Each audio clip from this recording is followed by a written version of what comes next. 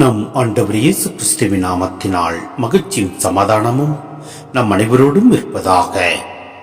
யாக்கோப்பு 1:2-8 முடிய. என் சகோதர சகோதரிகளே, பல வகையான சோதனைகளுக்கு உள்ளாகும் போது நீங்கள் மகிழ்ச்சியாய் இருக்க வேண்டும் என்பதை கருத்தில் கொண்டிருங்கள். உங்கள் நம்பிக்கை சோதிக்கப்படும் போது மன உறுதி உண்டாகும் என்பது உங்களுக்கு தெரியும். உங்கள் மன உறுதி நிறைவான செயல்களால் விளங்கட்டும். அப்பொழுது எக்குறையுமின்றி முற்றும் நிறைவுள்ளவர்களாய் இருப்பீர்கள். உங்களிடையே குறைவான நாணம் கொண்டிருப்போர் கடவுளிடத்தில் கேட்கட்டும். அப்பொழுது அவரும் நாணத்தை கொடுப்பார். அவர் முகம் கோணாமல் தாராளமாய் எல்லாருக்கும் கொடுப்பவர். ஆனால் நம்பிக்கையோடு ஐயப்பாடின்றி கேட்க வேண்டும்.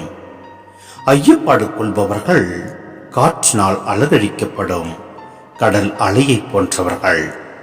எனவே இத்தகைய இருமனமுள்ள நிலையற்ற போக்குடையவர்கள் ஆண்டவரிடம் ஏதாவது பெற முடியும் என நினைக்காதிருக்கட்டும். சிந்தனை: நம்மில் பலவித சோதனைகள் ஆட்கொள்கின்ற போது அவற்றில் நாம் விழுந்து விடாமல் நாம் முழு முயற்சியோடு மன உறுதி கொண்டிருக்க வேண்டும். அவ்வாறு நாம் மன உறுதி கொண்டிருக்கின்ற போது நம் ஆண்டவர் நம்மை நிலைநிற்க செய்வார். எக்குறையுமின்றி நம்மை உயர்த்துவார்.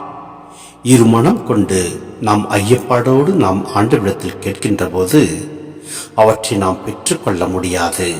எனவே முழு நம்பிக்கையோடும் முழு விசுவாசத்தோடும் நம் ஆண்டவரை நிலைத்து நின்று அவர் வழியில் நாம் நடக்கின்ற போது எல்லாம் அல்ல இறைவன் நம்மை நிறைவாய் ஆசீர்வதிப்பார்.